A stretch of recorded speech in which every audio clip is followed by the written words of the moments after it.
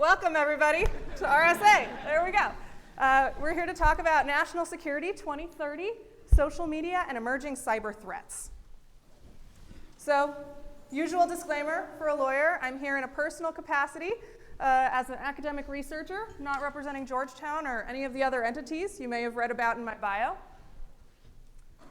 But I'm here because you, as cybersecurity professionals, are writing the world's future. Don't take it from me. This is from the Office of Directorate on National Intelligence, ODNI. They put out a report on global trends. And the global trends for 2040, I have circled here some of the general ones that, as you'll see, are really ushering us into this digital age. These are the technologies that ODNI, and I happen to think they have some good ideas, are leading the charge into a digital future. So please, do it right. What we're going to talk about today, we're going to start off with just some background on social media and some of the threats that are entailed there. That's current threats. Then I'm going to talk about trends that we see emerging, right? What are these emerging threats that cybersecurity professionals need to be concerned about using social media as kind of our case study, right? So we're going to look at social media, we're going to look at the threats associated with social media, and then what we're going to do is try to extrapolate out from there. Okay, so what are these overall trends from a national security perspective in the consumer space that we need to be worried about? And then, of course, I'm going to finish with my ask to you, right? What is your role in helping us create a more secure and a healthier digital future? So, national security paradigms are evolving. A lot of the national security regulatory infrastructure that we know about really came about in the post-World War II arena. Obviously, things like the internet have happened since then, you might know. Then we've got non-traditional threat actors who are starting to enter these spaces, right? We're talking about, Alex Jones, for example, right? You've now got people who are creating misinformation, who are undermining potential national security concerns, but who aren't necessarily doing it from the perspective of a hostile state actor or what you might consider to be traditional national security perspectives. And in fact, if you go to his website, you'll find a lot of, for example, survivalist supplements you can buy, right? And it turns out that fear sells a lot of supplements. Now, we're also going to talk about the fact that there's this trend that we're seeing, which is this outsized role of the private sector in national security. And I mean this beyond the idea that there are these new security arenas, right? That consumer technology could be a national security threat. If you talk to the folks on the Hill about TikTok today, for example. But what we're really talking about is that there's also been a massive shift in the way that research and development funds are spent. This is just one chart from the Congressional Research Service using NSF data. Now, we can quibble about the specifics. There's a lot of different ways you can quantify, obviously, research and development spend. But the bottom line is that a lot of this is being outsourced into the private sector, and a lot of the most cutting-edge work, in some cases, is coming out of private sector entities. Perhaps with government involvement in different ways, but the bottom line is that there is a shift in the center of gravity that we're starting to see that you didn't see 50, 60 years ago. And social media is a great case study because it sits at the epicenter of all three of these changes. So what is social media? For our purposes today, we're taking a broader definition. It's the creation and exchange of user-generated content, right? And they're online. And the user-generated, therein lies a lot of the new opportunity and a lot of the new changes that we're seeing. So what about social media? Social media is big. As you can see, I highlighted here on this chart, there are a number of different entities all associated with Meta that add up to about 7.891 billion monthly active users, depending on the data you use. Now, this is a chart from Al Jazeera. Again, these numbers are constantly changing. Something that's kind of fun is when I first started showing these slides to my classes, Facebook, or Meta, was the 9th largest company in the world. When I checked in March, they were down to number 14, right? There's a lot of fluctuation in this space. There's a lot of change. But the bottom line is social media is massive in ways we don't always fully appreciate up front. So there's about 8.1 billion people in the world right now, which is roughly the size of these three entities right here. Maybe throw on some Telegram. I also tried to throw in a rough estimate for the US total population, just to give you an idea of how big these entities are. Why are they so big, especially when you start thinking about from an international perspective? For example, almost 51% of Indians have WhatsApp accounts, right? There's a massive international audience here in these different social media companies that you don't necessarily see just on a daily basis. But South Korea has KakaoTalk. Over 90% of people, depending on the studies you use. Again, the data in this space isn't great. That's one of the issues we have. But the idea, there are trends suggesting that over 90% of South Koreans, for example, have a social media account. 90% is huge, especially when you're thinking about your grandma, for example. And what else is important about social media? It's really starting to swallow new aspects of our lives. I like to think of social media as just the ultimate multi-purpose tool. You can use it to sell clothing. You can use it to find the pet you're going to adopt. You can also use it to coordinate potentially storming the Capitol on January 6th, right? There are a number of different ways that you can use social media, and those are particularly important for thinking about how this entity is going to change our lives and how it's changed the way that we might have otherwise engaged in in-person interactions in the physical world. All of that is being changed. And again, it looks different internationally, right? You can use WeChat in China to order a pizza. You can't do that with X. So what is the United States at the federal level doing about this? We've got one law, right? There's other laws, and we'll talk about that, but Section 230, which came out in 1996 as the Communications Decency Act, it's had a few tweaks since then, but is really the basis for a lot of the way that government regulation thinks about and deals with social media. Obviously, things have changed since 1996. Back in 1996 or so, the first Nintendo was coming out in Japan. We're in a very different digital world than we were back then. Now, that's not to say that state governments like Montana, the Supreme Court is starting to weigh in. We're starting to grapple with these issues that social media raises in different government and legislative arenas. But as of right now, the major law we're talking about is Section 230. Now, here are some cases that give you some idea of where the government is thinking about this. In Tomna and Gonzalez, the US government almost addressed Section 230, but didn't. Those were terrorism cases. Then you're looking at Counterman v. Colorado. That's actually a First Amendment case around the rules of stalking. However, the stalking was entirely on social media. Then you're talking about, Murthy, the net choice cases. There are cases that are more specifically targeting social media that are starting to go through the court system.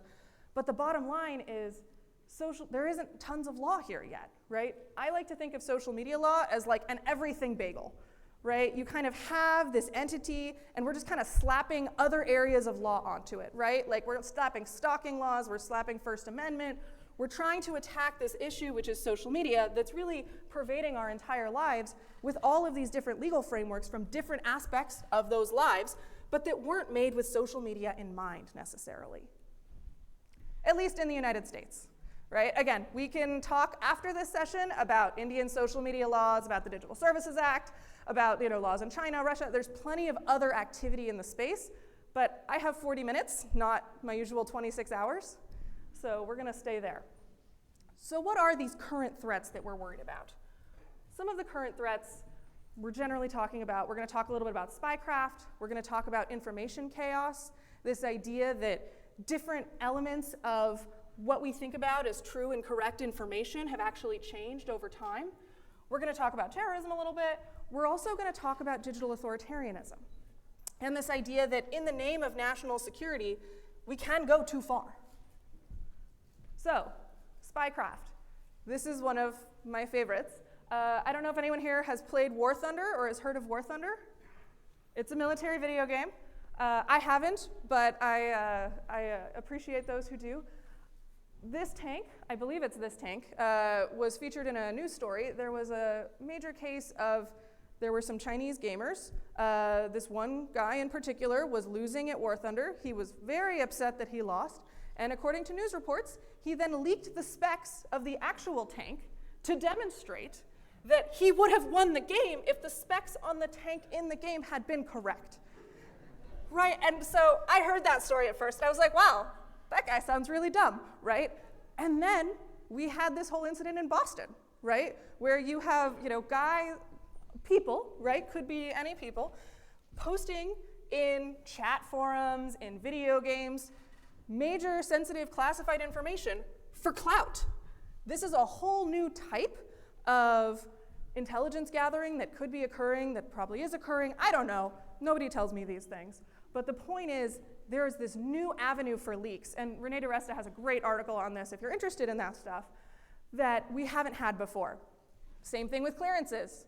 I don't know if anybody remembers the Ashley Madison hack a little while ago, maybe 2016, 2015, right? There was an awkwardly large number of .mil addresses associated with that.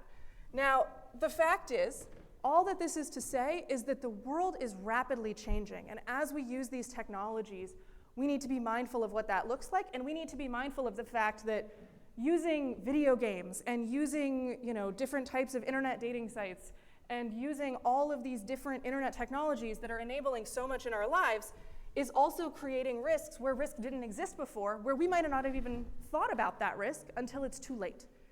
So we really do need to be previewing this in a number of different spaces. This isn't just an issue about, TikTok stealing the data of your kids, although, there's issues there too, obviously.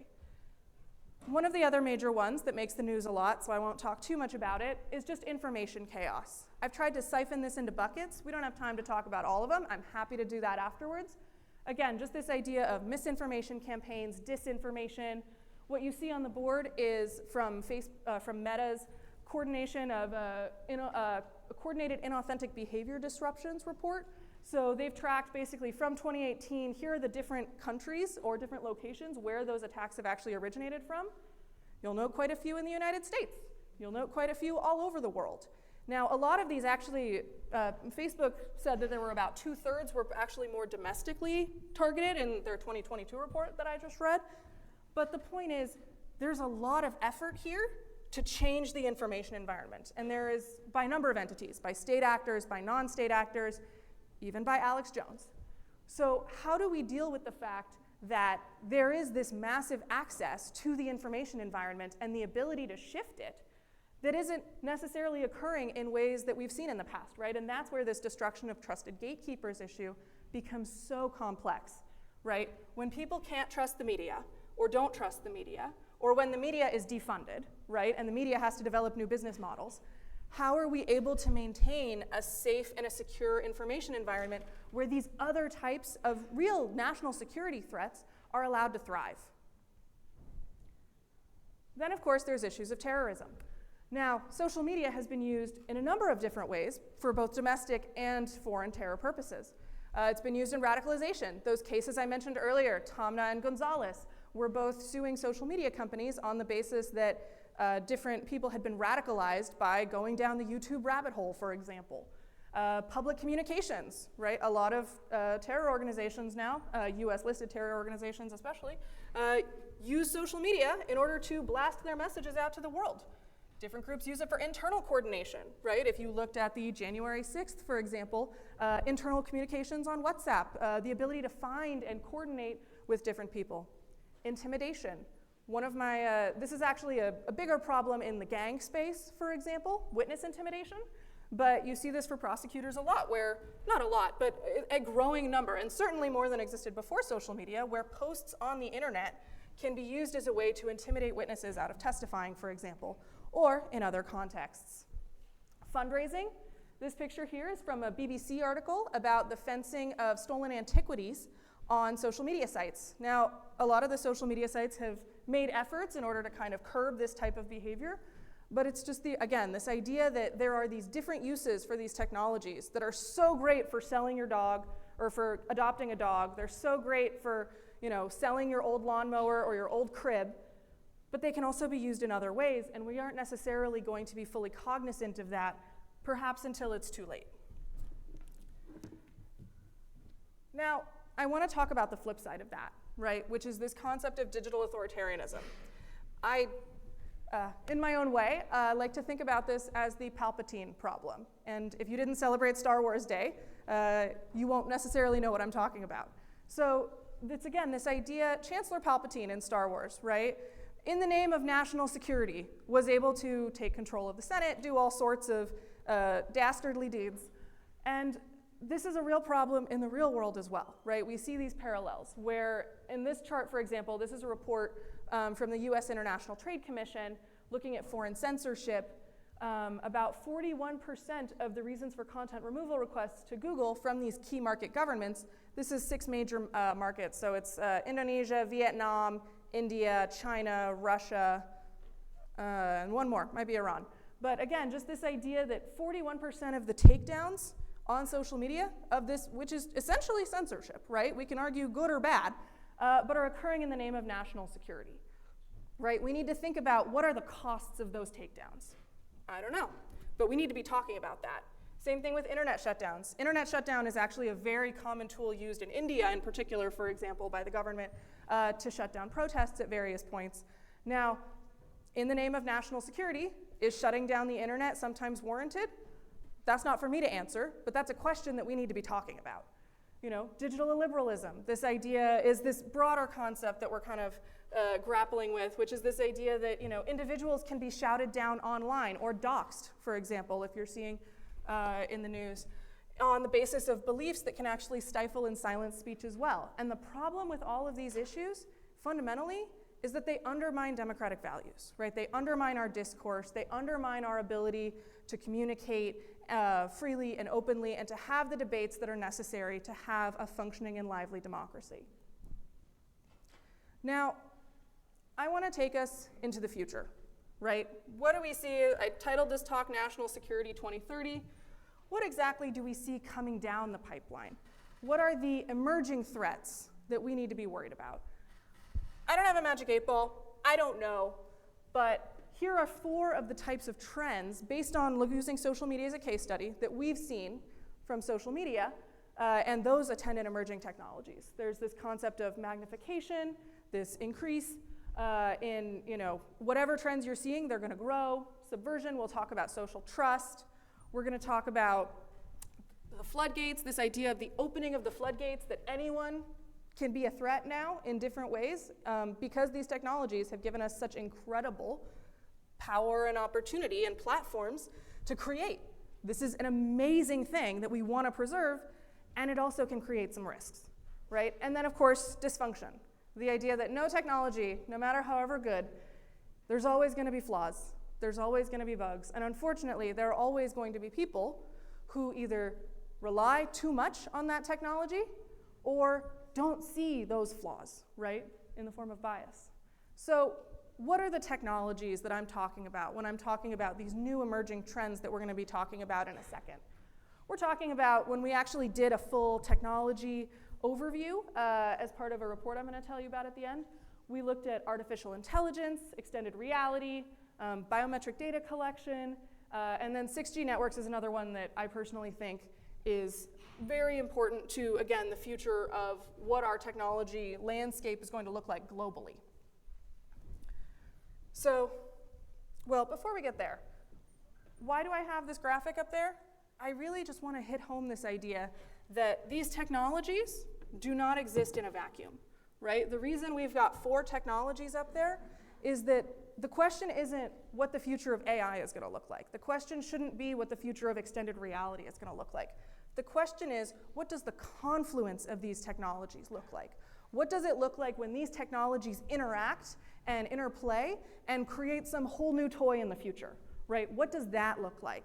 And so it's really trying to understand the intersection of these technologies and the way that they are going to morph each other in the future, and the way that you're going to have, for example, you can't have extended reality without having extensive biometric data collection, right? You need artificial intelligence in a lot of ways to enable a number of the different, new applications we're seeing. So what do these technologies look like together and in concert is the real question. So first up, magnification. What we see when we're talking about magnification is just this idea that whatever trends that currently exist are likely to continue, and to continue at a very rapid clip if the present is any lesson towards the future, right? So we see that in micro-targeting, right? Whether that's, ads that you're receiving on different platforms or what ads look like. Again, there's been a lot of, regulatory and legislative discussion of like how we regulate digital privacy, for example, particularly in other countries. But it's something that we need to be thinking about here as well, and at the state level. So micro-targeting, what does that look like? 24/7 surveillance. I just want to put that out there as an idea of what does the world look like when you exist in a state of 24/7 surveillance. This particular graphic is from the New York Times. They did a privacy project. They wrote an op-ed about how they could actually track President Trump from Mar-a-Lago and track Secret Service agents all over Florida, all over the US Capitol. They could track, major defense officials just based on publicly available data, right? And this is a new and perhaps concerning development for the future, right? So, okay, there are things that they can do right now that feel concerning. What does that mean for 10 years from now? When, the, AI models have improved, you've got a whole new arena necessarily that you're playing in that wasn't necessarily a concern today. Of course, there are concerns about de-anonymizing data. There have already been a number of cases where activists, for example, who I've interviewed as part of my project, were concerned about the ability of foreign governments to de-anonymize supposedly anonymous data sets that were affiliated with social media companies. It's one of the concerns we heard about when advocating for transparency of data from dissidents, actually, which was kind of an interesting paradox there, because as I've mentioned before, the data in this space isn't great in terms of what's available to the public in real time. However, when you present too much data, what you've done is you've potentially created risk to those who have dissenting opinions, for example, particularly in other countries. Then there's concerns about addiction. I don't know if you've heard, there's been some plaintiffs' lawyers going after Meta and other social media companies on the basis of teen social media addiction. Whatever you think about those lawsuits, these underlying concerns that have led to those lawsuits about teenagers and also just the addictive qualities of some of these products, those could potentially increase and be exacerbated, right, if they're not curbed. Same thing with physical and emotional harms, right? Right now, we're existing in a world where, extended reality, all due respect to those who work in the space, seems pretty good. But what happens when this technology develops much more emotional salience, right? What does it mean when you actually can, not just, for example, there's been some small studies I've seen about testing, for example, domestic violence training programs and these things, but what happens when you're actually able to create some sort of deep emotional or other negative reaction, for example, to these technologies, and we've got, our kids running around in headsets. And of course, inequality. This is particularly important from a global perspective, because what does it mean and what does the digital divide look like when some countries have incredibly advanced abilities to connect IoT technologies and engage in a number of different ways, and other countries are lagging behind, right? What does that mean for the global economy? What does that mean for people in countries where the infrastructure isn't necessarily as developed? I don't know, but these are questions that we need to be thinking about now and not in 2030. Finally, or in addition, we've got to talk about the issues of subversion. This idea that who you are socially on the internet is not always who we are in reality, right? And why is that? That's because there are certain in-person social expectations that just underlie all of our interactions, right? There's certain communal connections that are almost implied, at least that we found in the interviews I've been doing, that don't necessarily exist online, and especially right now as we're kind of transitioning into this much more digital world, people aren't always aware of, right? You create this sense of false trust, for example, whether that's with, a fake significant other you found in another country who it turns out to be a scammer, or in other cases, again, going back to this idea of radicalization and recruitment, finding people who you feel some sort of emotional resonance to who may not be representing themselves exactly as they would if your interaction was in person. This is still a dynamic that we're still just starting to grapple with, certainly from a regulatory perspective. Then, of course, you've got issues of extreme siloing. I think we see that on social media in particular, but I think we'll probably start to see it in the broader world, right? This idea that when you exist in an information environment that is tailored to your interests and your beliefs, you start to think, and there are, psychological, we can talk social science later. I know they're in a replication crisis. But there are a number of ways we can talk about how you can become extremely siloed in your own opinions and your own beliefs, and you can over-index on thinking that what you think is A, 100% accurate all of the time, and B, something that is widely shared, when in reality, it may only be widely shared in people who exist in your same information environment. Now, we're starting to see different social media companies and other companies try to, pierce that information bubble, but there's a lot of research, previously to show that a lot of these issues still exist. And again, back to those data problems, we can't really tell, right?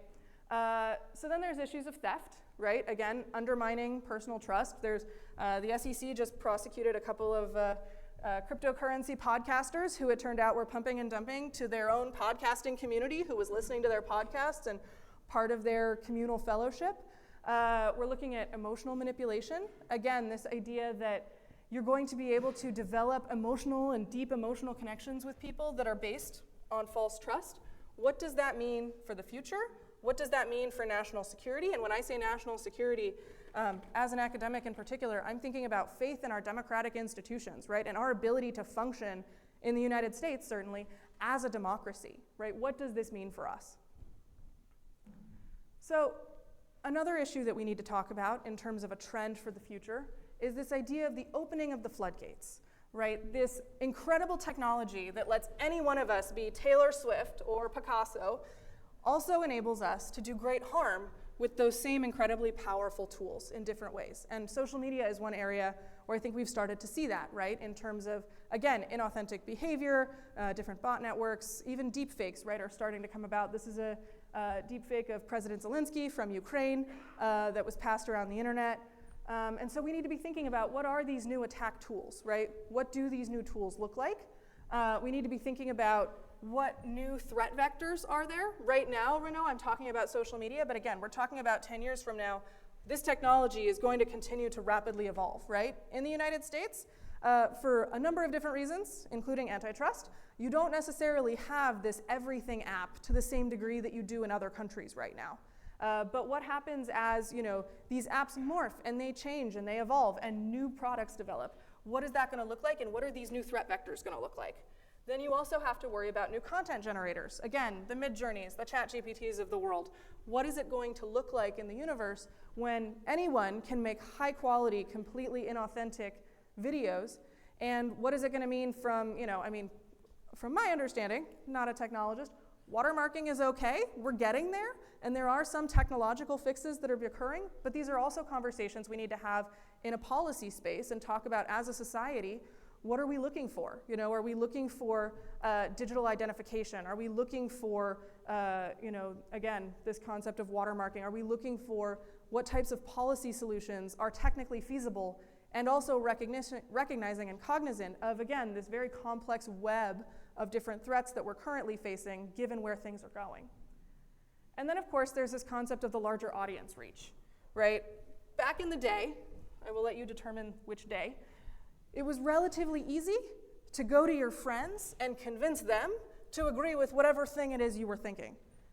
Now, your friends can have a massive reach, right? And any individual, and this is one of the areas where it's really interesting to see the differences in the algorithms in terms of the content they show you, right? If you're on TikTok, one of the reasons it's relatively easy to go viral on TikTok is that that content can go to anybody, right? It's not as reliant on social networks. I think, I've never seen the TikTok algorithm. Research transparency, again, this idea that you really can get content from a much wider array of people than are just inside your network, which again can have a siloing effect and can also introduce you to new things.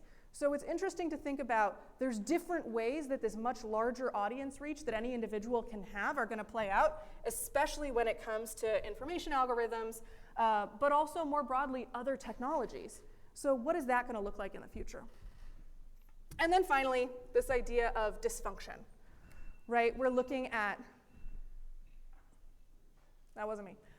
We're looking at bias, for example, right? There's been a lot of research. Joy Buolamwini has done a lot of great research on this, as have a number of others, looking at bias in algorithms, looking at these underlying biases and the way that they plague, they may not plague a mathematical model, but they definitely plague the data that goes into the model, the people who train the models, the people who continue to input data and label data as part of those models, right? There's so many different layers in which bias can inject itself that we don't necessarily talk about in terms of content moderation in so many different spaces that it's something that we just need to be aware of, right? And it's something that needs to be discussed anytime you're going to talk about the use of these technologies. I think one of the most prominent examples, right, is in the context of prison sentencing. There were attempts in various jurisdictions to use AI models to predict recidivism in crimes. And unfortunately, it turns out those algorithms turned out to be pretty racist pretty quickly. So the question is, how do we deal with the fact that it's not that AI and different technologies shouldn't necessarily play a role in these different arenas, particularly in the justice space, but it's that how do we think about over-reliance on them, right? How do we think about treating them with the skepticism that any human-made creation must necessarily receive? And if we're talking about a universe where you really can't have failure, right? When you're talking about a universe where the idea of a failure rate, anything above 1% is going to be a problem, maybe these technologies aren't always the solution, at least not right now. So thinking about when over-reliance on technologies can go wrong by humans, hallucination, right? Again, this idea that the creation of false information is going to continue to exist, intentionally or not, by a lot of these new tools. And then, of course, one that I really like is just human ingenuity. And from a dysfunction perspective, I like to talk about this in the context of Let's Go Brandon. I don't know if you heard about this. There was a giant NASCAR car race, and the crowd started chanting something that sounded a lot like F the current president. Some announcers said, oh, it sounds like they're saying, let's go Brandon, which became, on the internet, of course, this massive meme of another way to basically say F Joe Biden, in a sign that I think just makes America just an incredible country and just really special and spectacular. There was actually a YouTube video of some guy talking to the current president, the sitting president, on the phone and telling him, let's go Brandon. And it's just such a sign of a free democracy that you can get on the phone with the president of the United States, right, the leader of the free world, and tell him, let's go Brandon, and then post it on YouTube, proud of it, and know that nothing is going to happen to you. That's an incredible exercise of freedom and free speech that is not the case in so many countries and is really just, I think, really underpins the idea that there are aspects of this democracy that we need to save. Now, great, I love democracy, rah, rah, rah. Point is, though, it's very easy to develop new social trends much more quickly than technology can catch up with.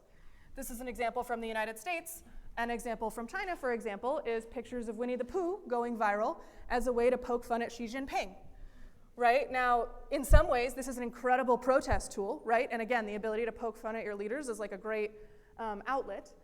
But it also signs the fact that at the end of the day, whatever our best efforts are, human ingenuity and the ability to be a little cheeky, particularly with a social context that people can understand, that a technology will be late to the game necessarily to understand, because this technology is inherently reactive, is a slight dysfunction that we need to be thinking about as we're developing these new technologies.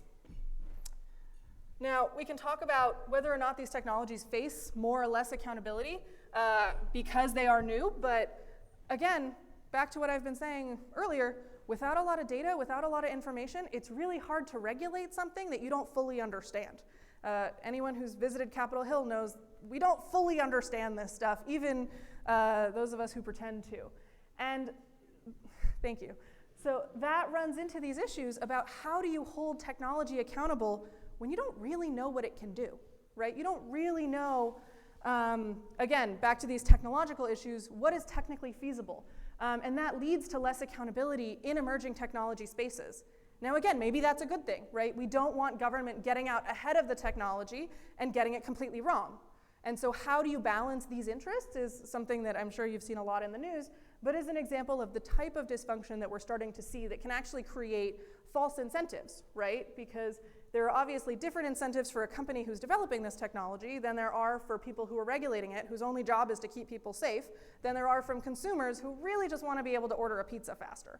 And all of these different interests can lead to environments where holes develop, right? And so the question is, how do we plug those gaps from an early stage, right? How do we at least think about where those gaps are going to be so that we can have an honest conversation, particularly the technologists in the room, right? Because the people who really understand this technology, who are facing it, who are dealing with bugs in it on a daily basis, like, you get it in ways that I never will, right? And so we need to be able to have these honest conversations, and we need you to be thinking about these issues, because in some ways you are situated in a way to think about them and to understand them that the rest of us can't. And of course, accidents, they happen. So I want to, again, just get back into this idea of what is your role? Why am I here at RSA to talk about these things? What are the major issues that I see coming up? So first, we've got our present digital world, right? We've got technology fixes, depending on your kind of spot in this whole landscape. We've got policy fixes, other types of fixes. But then, of course, again, there's this concept of advocacy, right, of dialogue that needs to occur not just on Capitol Hill, but also in startup rooms, right, in boardrooms. It needs to occur in front of whiteboards when you're having conversations about what new technology needs to look like, or on Zoom. These are what we need in order to build this future digital world, right? We need to have these conversations, and we need to have people who understand these issues talking about them. So, I leave you with my ask. I want you to be thinking about these issues from a really systematic perspective, if you don't mind. When I talk about these things with my students, there are major ways that we think about assessing risk and also addressing those thresholds. And I've got a little worksheet on the next page, but again, just this idea that first thing you need to understand when it comes to systematically thinking about these risks and how to balance them is the product, right? What are the features of this product that could enable new threats? Then you have to talk about, okay, so what are the risks attendant to those features, right? Because it's very hard to think about these things just kind of in the abstract. So what are the features of the product? Okay, what are the risks? What are the worst case examples of how someone could use those features or that product for ill? Okay, then we've got to talk about likelihood, right? What are all the probabilities that those examples might actually occur? All due respect to the X-risk community, the AI X-risk community, likelihood is where I personally become a little skeptical, right? And it's an important element to the equation. In addition to just how severe is the potential of something going wrong, we have to think about what is the likelihood, especially, again, balanced against this ever-present concern of digital authoritarianism and of the idea of losing economic competitiveness, losing personal freedom, and losing so many other of the incredible benefits that come along with these technologies. So then, okay, so we've talked about, okay, what's the product? How bad could it be? How likely is it to be that bad? And then solutions. What are the possible ways to lower those probabilities to acceptable thresholds? And the reason I talk about this in terms of likelihood is that you really can manage risk, right? I think we all know you cannot eliminate risk unless you're going to completely, destroy something, and refuse to build it, and then somebody else will, right? So how do we manage these very real risks that are very scary and in some cases have a reasonable likelihood of occurring? And again, the reason that I have to be vague when talking about this, I don't know what you're working on. I don't know what the technical parameters are on what things are actually occurring, so it's really hard for me to be able to give an honest broker opinion on what the likelihood is. So here's a little worksheet. You can, in case you're curious, it's just a basic template to kind of get you started on those 4 framework questions, right? We've got our product, we've got the key attributes of whatever the original product was. I'm assuming, you're not building something whole cloth. If you are, mazel tov. Then we've got new features, right? What are the new elements that you're adding to this equation? We've got emerging risks, right? And so again, I've put out those different trends that we developed as a way just for when you're going through these questions, it's a really easy thing to say, okay, here's our new features. If we were to look at the magnification of the harm associated with these new features, what might that look like, right? What is it going to look like when this technology exists in a world with much more advanced micro-targeting, for example? Okay, so just put a short description of each of the harms in the context of, are there ways that this new technology could subvert social expectations? And again, these came from a case study on social media that I did, but apply those which apply to your own circumstance. The floodgates, right? This idea that when every single person in the world potentially has access to this technology, who's going to be the one to really mess around with it? Dysfunction, what happens when it goes wrong, and then again, giving you space to think about what are the real harms that are potential in this space. How bad is it? Right, again, this is a pretty just general scale. Think about for you, like, okay, if the worst case scenario actually happened, how bad would it be?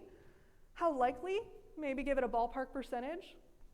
Is that worst case scenario? And then all the way to the right, that gives you a nice little column where you could pretty easily just force rank based on overall concern, based on your own weighting of calculations between the likelihood that something's bad and how bad that thing would be if it happened. That'll help you think about, okay, which of these problems do we actually need to think about? Which ones do we need to tackle first? Which ones do we have the resources to do? Let's start with number 1 so that we're not spending all of our time on number 10, right? So it's just a quick prioritization exercise. So, big questions. What can you do? Starting next week, mull this over a little bit.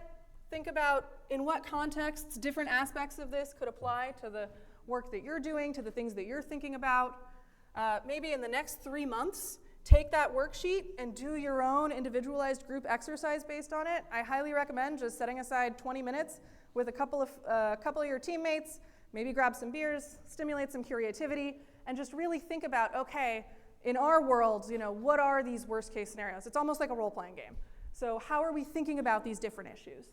And then within 6 months, think about, okay, going back to that chart on what our role is, what are the working groups that we need to use to address these prioritized risks that we've developed? What are the solutions that we need to start brainstorming based on the risks that we've identified as being top priority, right? Most likely, scariest. So that's a quick outline for ways you can take this session back with you into the world. If you want to do further reading, some of the information, actually a lot of the information came from the research that I did in helping develop a lot of this report back when I was director at the center. So here's a good starting point. The ODNI report on global trends for 2040 is a really fun read if you're into that sort of thing. I wanted to leave a couple minutes for questions, and if you want to keep talking about emerging risks and spitballing on some of this stuff, getting a taste for that, I'm leading a Birds of a Feather session right next door at 9:40. So, any questions?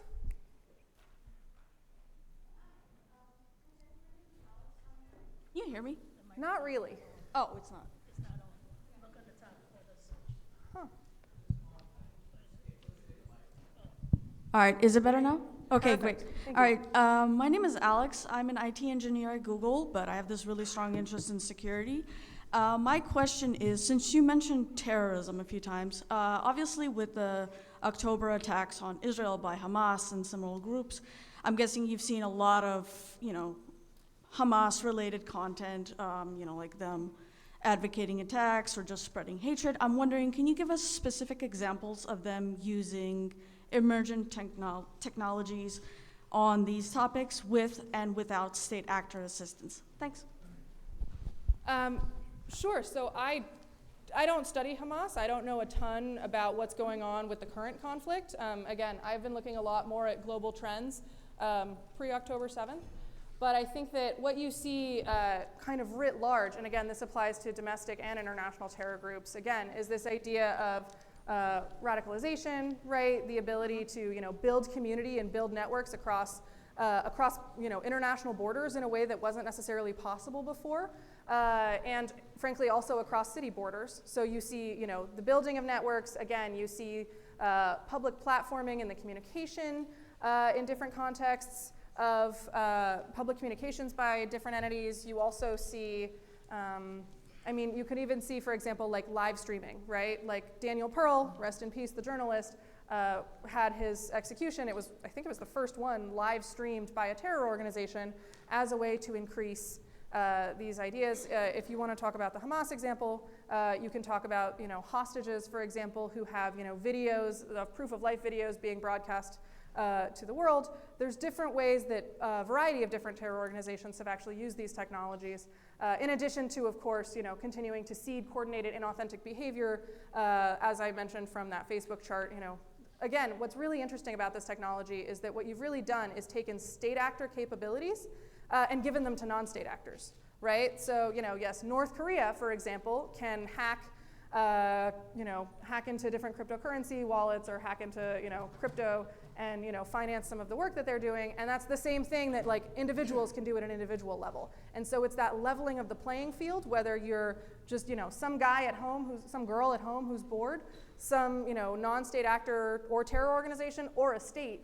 And obviously states have much superior capabilities in general, but just it creates these different dynamics, and it also, of course, creates different incentives, right? Because states at least have this concern about, for example, mutually assured destruction, right? Like states have a reason to not want to target civilians, right? And to want to engage in the world in a way that minimizes risks to their own population in a lot of cases, right? I'm not going to speak for everybody. And that's very different than when you're talking about non-state actors. Yeah, go ahead. Hi, my name is Jade Bryant. I am a cyber risk professional at a financial institution. So this is really like a conversational question, but with many firms deprioritizing diversity, equity, and inclusion, but also simultaneously investing in responsible AI, what do you think that becomes a new moniker for DE&I? Because the goals of that responsible AI group is to ensure that the bias doesn't impact the algorithm in, negative, nefarious ways. So that's one part. Yeah, that's the question. Okay, well, we'll start with that one. Okay. Thank you. I think one of the things that was interesting to me as I've been interviewing technologists and policymakers is just this idea that when you're talking about AI bias, for example, I was talking to a researcher who was talking about how individuals will perceive slights against their own identity differently than people who are of a different identity. And so that necessarily creates a disconnect when you're trying to do content moderation of, okay, so whose experience do we respect in this particular instance, right? The people who live with this kind of discrimination on a daily basis, or the people who don't live with that discrimination and maybe come at it from a very different perspective. And so finding ways to square those circles is actually really complex. So, as you point out, these diversity and inclusion initiatives can be ways to kind of try to address that, maybe outside of the responsible AI space. I think for me personally, in terms of what I've seen, it's important to have a dialogue from a wide variety of people on all of these issues. Like DEI is very important. It's often underinvested. Just to give you a little of my own background, my own family is Hispanic, and so I've run a lot of like Hispanic DEI organizations at various points. And one of the things you run into is that, it's a lot of work on top of your original job. And so to the extent that you can actually try to like in-house some of that into the actual product lines and into ways that people can actually get credit in their performance evaluations for the diversity and inclusion work that they're doing, because it's making and it's showing actionable, measurable change, and not just, having a happy hour with people who look like you, once a month. I think that can be really useful. And frankly, I also think to some extent it would save companies a little bit of money, right? You'd have higher quality, access to understandings on the bias issues, and you'd also not have to pay for those extra happy hours. But that's my own hot take. Sorry, go ahead. Hi, Catherine Basinski with NTIA. I was hoping you could explain a bit more about how you see 6G networks amplifying these current threats and leading to these emerging threats that you talked about. Sure, so you probably know more about this than I do. But I think that kind of from this, again, 10,000-foot view, I really see just the advent of advanced networks really kind of exacerbating the digital divide in particular, right? This idea, again, whether it's on a global level or even just looking at rural communities in the United States, right? We're still trying to get, reliable broadband to rural communities. Interestingly, satellite internet, which has been the bastion of rural internet for so long, is now kind of becoming the hip thing. So it'll be interesting to see how some of these new changes happen. But I think, it's going to make a lot of these, sci-fi ideas much more possible, right?